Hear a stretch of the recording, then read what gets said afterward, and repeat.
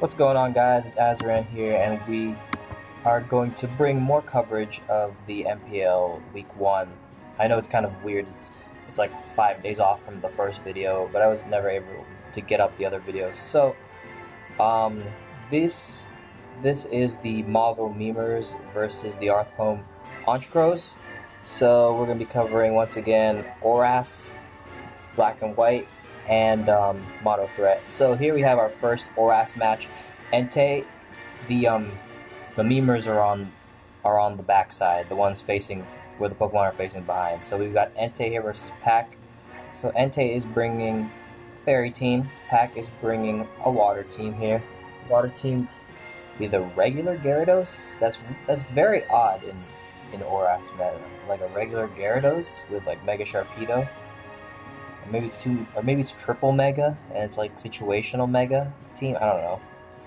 But Entei's bringing some standard, screens set up with Azu and with or Clef, and then you got Diancie to break holes. So we'll see how this works. Pack leads off with Slowbro. Entei leads off with Whimsicott. Slowbro is switched out. Whimsicott goes for the sub. And he's lefties. Whimsicott here goes for the taunt, probably trying to avoid the rocks. Yep. And the rocks are avoided. Whimsicott now goes for the leech, as Empoleon goes for the Scald. And it does not break the sub, so he's just probably trying to break the sub. Pack finally switches down to Slowbro because this Whimsicott is going to be a matchup nightmare for Pack. Slowbro goes for the Flamethrower, allowing the Whimsicott sub to finally be broken. Whimsicott goes for the Encore here. Flamethrower does nothing, so that's pretty spadef. Or then again, the Slowbro may just not have investment, I don't know. Never use Whimsicott. So now Entei gets a switch into Azu, and now I think he might have a free belly drum here. Goes in the Lantern, but Azu's just gonna go for a player off, and it does a decent amount. It does 47%.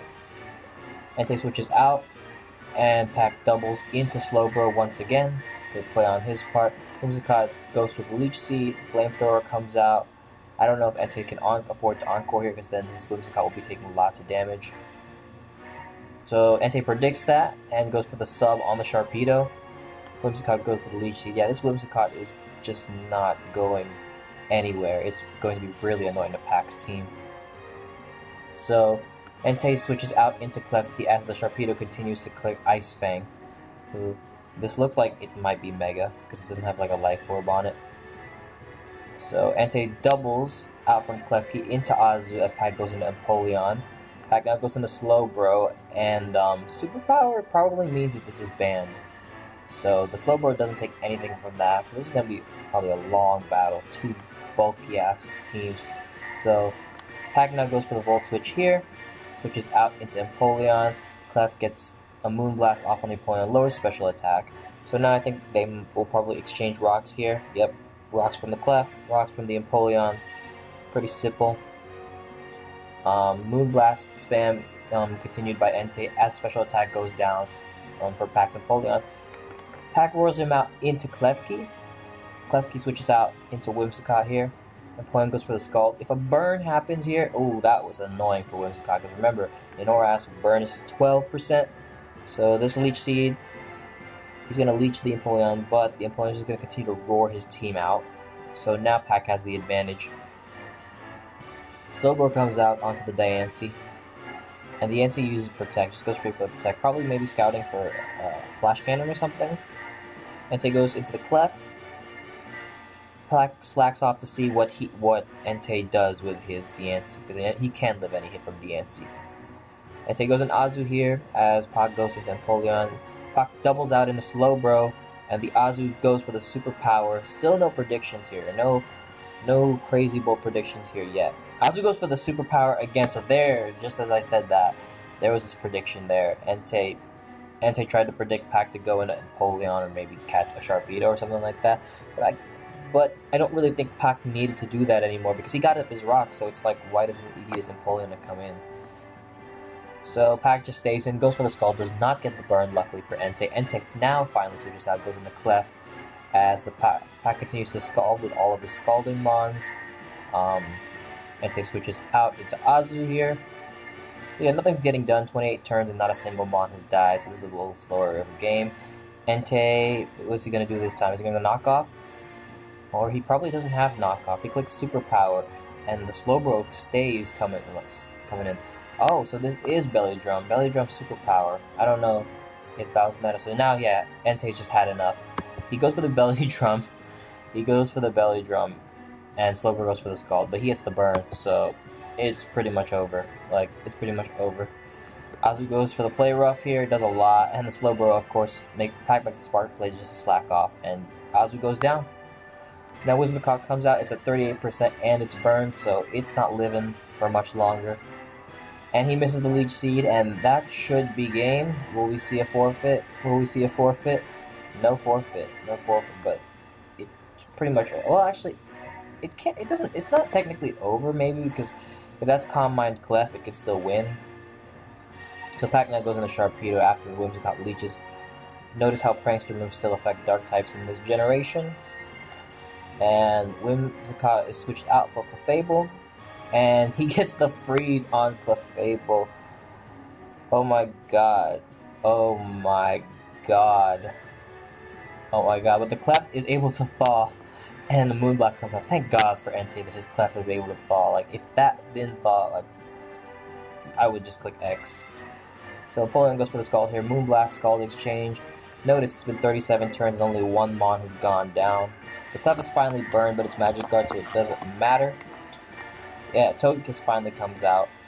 And we'll see. We'll hopefully see some damage from this Togekiss. Togekiss goes for the Aura Sphere. It does 21% to the Lantern, but that's not necessarily enough. So now Entei's probably going to sack his Whimsicott right here. Actually, it won't be sacked because it will be able to live and get off like a last-ditch effort Leech Seed. Yep. As Whimsicott does just that, and Keldeo is able to knock it out with Skull. And now Togekiss should be coming in, yep. Or maybe Diancie, I guess? Does Diancie not have Moonblast? So Air Slash comes out. I don't know why he clicked Air Slash. Like, because it doesn't kill the Lantern, and the Togekiss goes for Air Slash again, and the only was supposedly Empoleon. So the thing about Entei's team is his main offensive threats, like Togekiss and Diancie, are just getting whittled down. And Pack gets a crit on top of that as Entei just tries to flinch this Empoleon down. And this Empoleon is not getting flinched. That's insane. So Diancie comes out. I don't know if it's in range of Earth Power yet, but Entei's gonna sack. Yep. Well, now he's at him switching out his opponent. It should definitely be in range of Earth Power now, but the Sharpedo comes out and it's just going to click Protect and then like, Waterfall. So Entei goes out into Klefki here, goes for the Protect, trying to outspeed that Diancie, but now he switches out back into Empoleon, his best opportunity to get Lefty's recovery back. As Klefki sets up the screens, Scald comes through and a burn, so Pack is just beating down Entei with the hacks right now. Now Entei's going to throw out his own hacks here as he goes for the T-Wave, and now everything's been defogged away, rocks on both sides. But the thing is, the Pack's Empoleon is back at over half health. Like, so this is not a good trade for Entei. So now Diancie comes out as the Empoleon gets paralyzed. So now he has to hope for like 2 Earth Power paras or something like that. Diancie goes for the Earth Power once, and with this, especially with this Spadef drop, a Moonblast should most definitely knock him out. So goodbye to the Slowbro. Pack does not need the Slowbro anymore. The Azumarill is gone. So Pack goes into Sharpedo, doubles out into Empoleon. Trying to predict maybe the Clef, but... So this Diancie is still a threat. Diancie goes for the Earth Power, so it does not predict the Gyarados, unfortunately. So Entei goes into Klefki, sacking it, and the Gyarados comes out. Diancie comes out here again. Empoleon comes out. Diancie goes for the Protect. Maybe he's got it for Scarf or something. Clef comes out, Scald on the Empoleon, and is it time to win, or is it time to attempt to win? This Clef is probably not even Calm Mind, it's probably like Rocks, Moonblast. Oh, it's T-Wave, it's T-Wave. Is it? Is it double T-Wave? Yeah, it might be double T-Wave. So, I guess Entei is just trying to get in on the Gyarados. I don't know what he's trying to do, to get up Rocks or something. But it's over, so we're just going to skip this. This battle's gone on really slow. He goes to Keldeo, Calm Mind. Okay, the Clef's starting to Calm Mind, so we might see some traction here. But the Empoleon can still roar him out, which means he can't set up until that Diancie actually dies. Yeah, Empoleon's going to roar him out into Diancie. And he should sack his Empoleon here, right? Or sack the Keldeo. That works too. So now Gyarados is going to come out. Diancie can put in a ton of hurt with this. Well, actually, that does nothing. Waterfall's able to knock out Diancie with a crit. More insult to injury here. It's lefty's Gyara. We've got Clefable here. Gyara's going to go for the Dragon Dance. And the Clef's going to go for Calm Mind. So it's Calm Mind rocks. That's interesting. It's Calm Mind rocks. So no T-Wave. He's going to have to hope for a Moonblast crit here. And he does not get it. And that is the entire game. That's the entire game. That's a GG, and Pack is able to take that convincingly 3-0. It was only a 3-0, but it's a very convincing 3-0. But then, there was a lot of hacks in his favor. So now we'll move on to the next ORAS battle. We've got Exhaust here, or AV8 versus Sabella. So, we'll get it started. Sabella's rocking, standard flying, flying spam back in 6th gen was so good. And we've got Bug on Exhaust's part. So, we'll start the battle here. Sabella leads off with Zapdos, which throttles Bug for the most part. Good lead on his part. If lead goes out into Scizor. Zapdos goes for the Heat Wave, does a fuck ton to Zapper. Zapdos goes for the Volt Switch. Into Dragonite here. E-Speed can come out, but he's not going to. He's just going to break the multi-scale here with Fiery Dance, as the Dragonite goes straight for the Fire Punch. Now Galvantula's going to come out here, go for the HP Ice, not able to knock out, unfortunately unable to knock out the Galvantula. Luckily, he sashed, and now Sanctify sacks the Scizor because there's a Skarmory and a Zapdos there. There's no need for it. So now Sabella goes into Skarmory here, as Pitzer goes for the return, does 26, so that's like Spadef, but it's Rocky Helmet Spadef. Pitzer goes for the SD here, as the Skarm goes for Rocks. Dragonite comes out, and Sabella just sacks it to a CC. And now Thundy comes out. And Exhaust sacks Galv. Now Fortress comes out. He should be able to live a hit from this range. Oh, as a Thunderous Nasty Plots. And I think that should just be about curtains for the most part. That should be about curtains. T-Bolt's going to knock out the Fortress. He's going to go into Scarf Cross here. He could make a double, I guess, but it's fine. Sabella can sack Gyarados. Doesn't even have to risk Skarmory or anything else. He misses the Stone Edge, and now Sabella Mega Evolves with Mega Gyarados. Just clicks the D-Dance here, and he goes for the Waterfall, not even knocking out the Pinsir. Nice. And that should be the game. Exhaust doesn't even go for the Quick Attack. So this was thankfully a much faster game. Well, maybe Moxie crit on Landorus or something like that, but Landorus is Scarf Landorus itself, and it has Psychic, and a crit was not even enough in that situation to knock out the Lando, so it's definitely a GG in Sabella's favor, dominating 4-0 victory. So now we move on to Black and White. So we're missing the North versus Pearl replay. I can't find it, or I'm not looking hard enough, but anyway, we can move on with Ice-T versus Soul Gazer here. So Soul Gazer is rocking that fighting that we've seen already, and then Ice-T's rocking this Ice Mono. Wow. Alright, let's see how Ice Mono works in Black and White. So Soul Gazer leads off with Cobalion, as Frostlass goes for the taunt here. Cobalion goes straight for the Iron Head, and now Frostlass is going to get up a spike to break any sashes, probably a sash on the Breloom or something like that. The Bomb Snow comes out to get up the permanent snow, as Cobalion switches out into Breloom.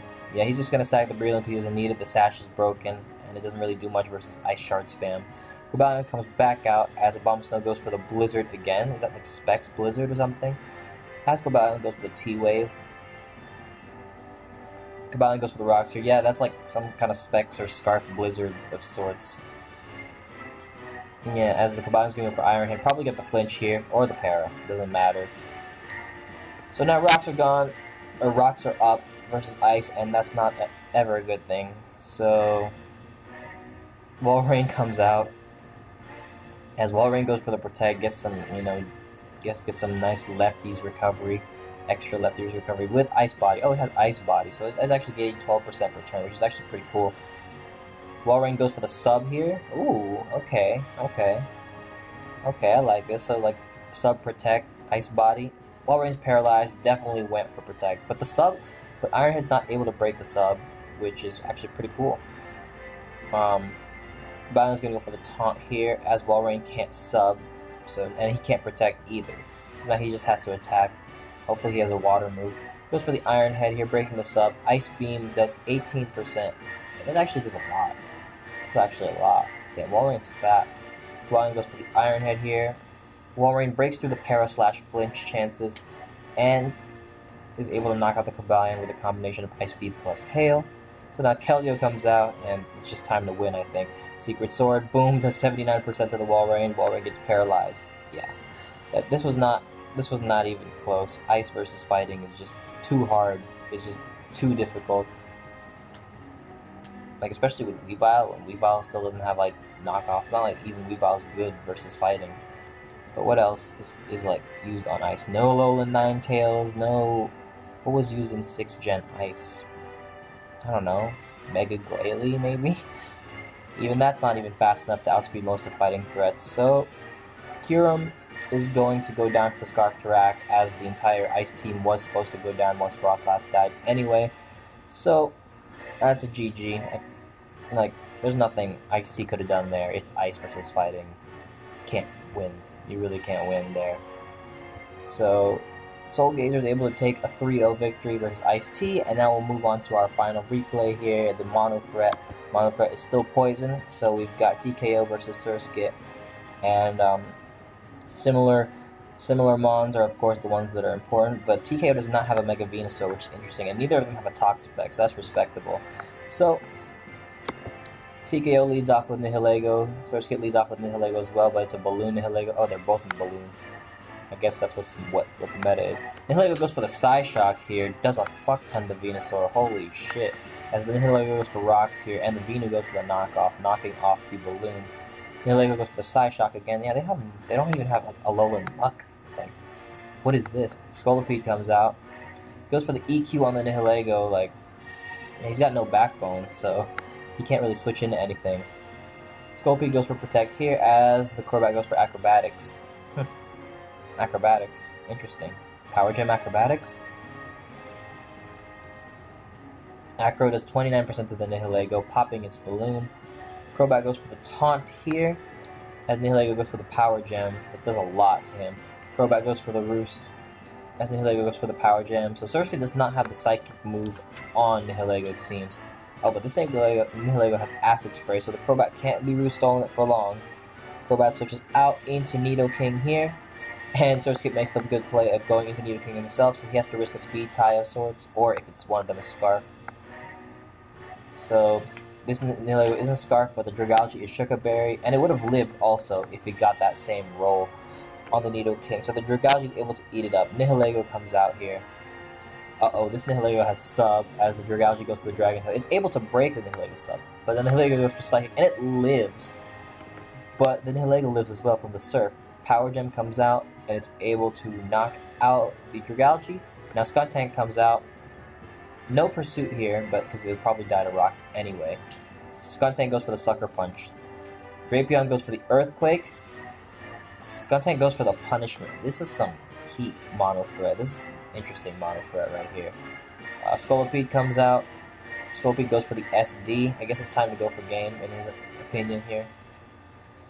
Wait, does it not have an item? Oh wait, no, this is Gen 7, this is a Z move. So Crobat comes out. If this is... Wait, is it not Speed Boost? It's Swarm? It's Swarm? What on earth? What on earth? So Crobat's gonna Roost here. Oh, Crobat goes for the Tailwind. Oh, that's nice. And he goes for the Screech as well. Crobat goes for the Tailwind himself, so he could counteract the Tailwind. What is this? What on earth is this? Crobat goes for the Acro. It does not do enough, and Knockoff should... Ooh, it does not knock him out. Oh my lord, Acrobatics comes out.